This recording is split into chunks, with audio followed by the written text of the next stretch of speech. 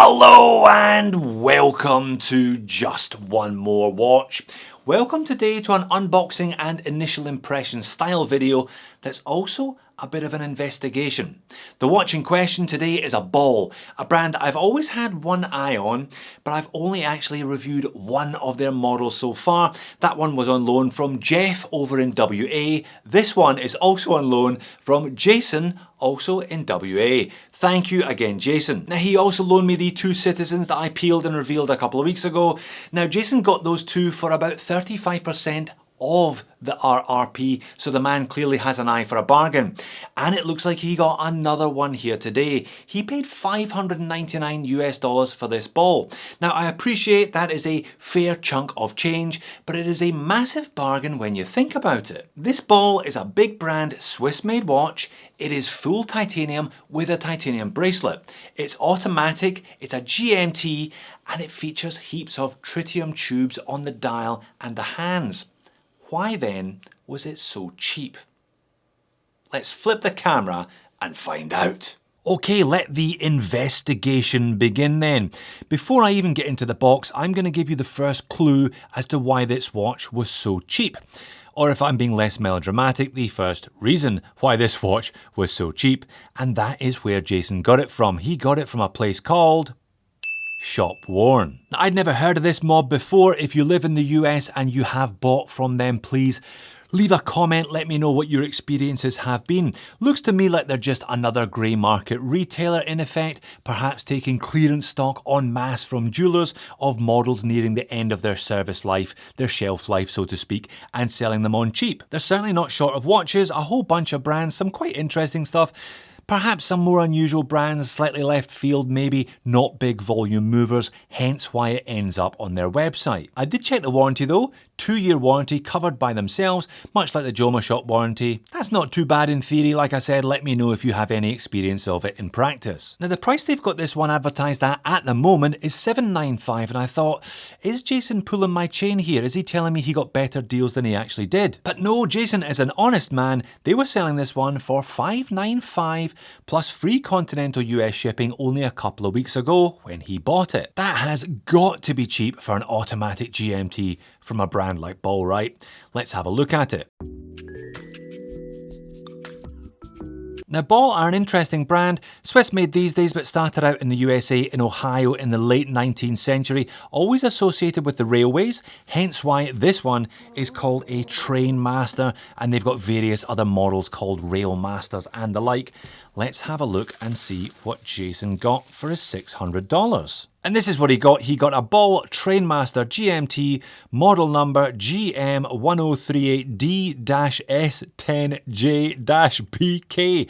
The second reason why that it's so cheap is because it's discontinued. I could find precious little information about this one. It's not listed on Ball's website. It seems to have been the fare of these discount grey market retailers over the last 6 to 8 months or so. I spotted it on Touch of Modern for an example. So another reason that it's cheap, not another reason not to buy it though.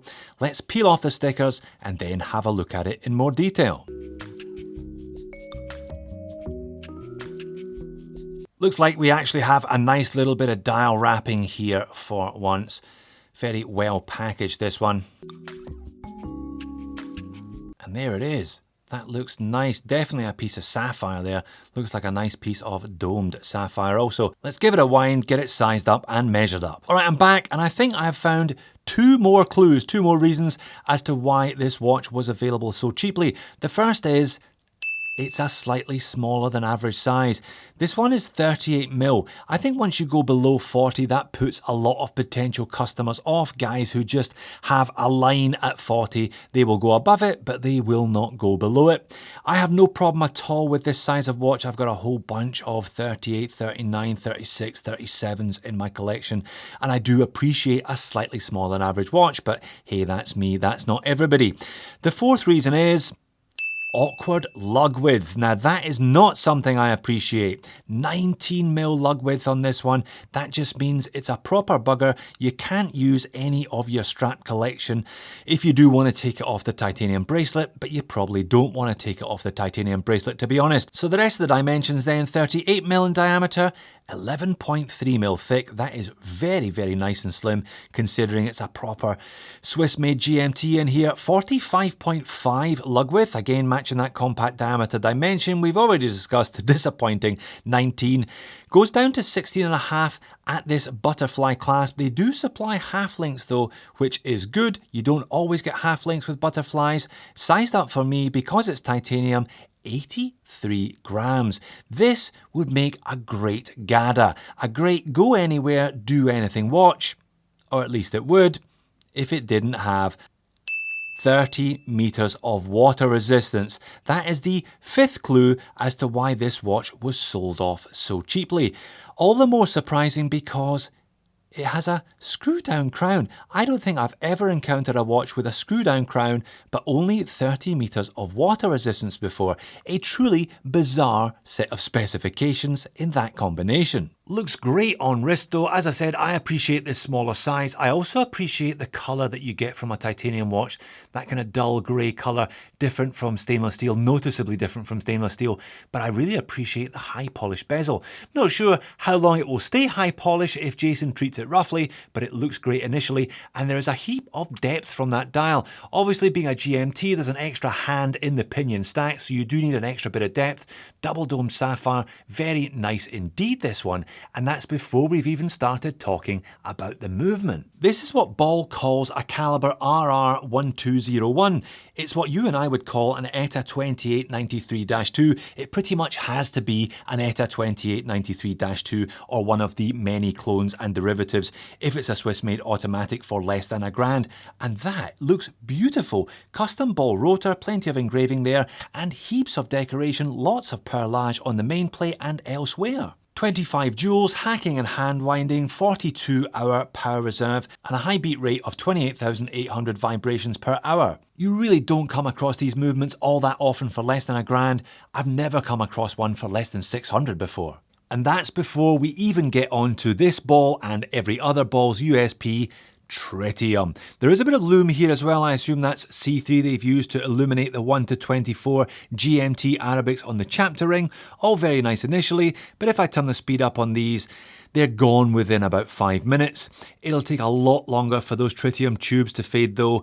H3 tritium has a half-life of just over 12 years, so I can say with some confidence that they will be glowing for some time to come. Yellow on the 3 main hands and on the Arabics at 12, 6 and 9, green on the rest of the hour markers, and green on the GMT hand down there at the 6 o'clock. That's all well and good, but how's about a bit of context? So I decided to put the ball up against the SKX, everybody's favourite, the Seiko SKX on the right, sporting Seiko's Lumibright. Initially, it's all about the SKX. You think that the ball is going to get its bottom handed to it. But if I turn the speed up on these two, by the end of the 20 minutes, you can see what's happening here. The Lumibright is fading. The tritium, as discussed, won't be fading for many, many years to come. There is, however, one more reason why I think this ball was cheap, and it's because of the styling.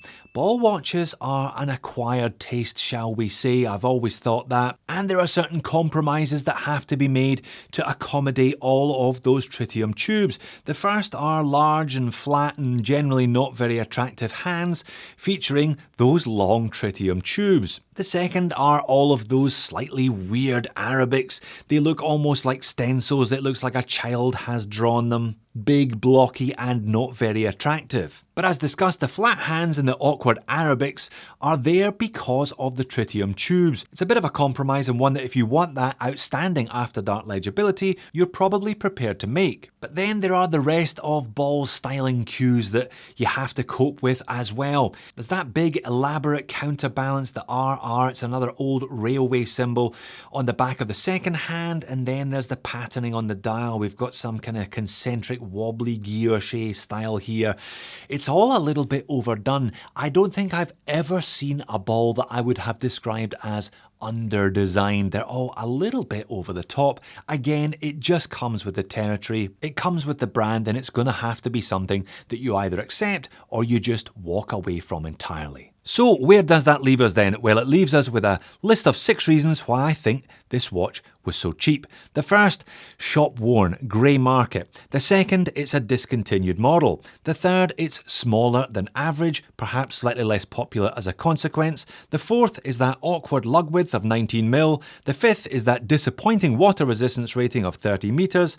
And the sixth is ball's inherent styling that you either love or leave. Any of those deal breakers for you? I don't think there are many deal breakers on that list for me. Water resistance is slightly disappointing, but just remember to take it off if you get into the bath or a swimming pool. The rest of those points I can happily live with.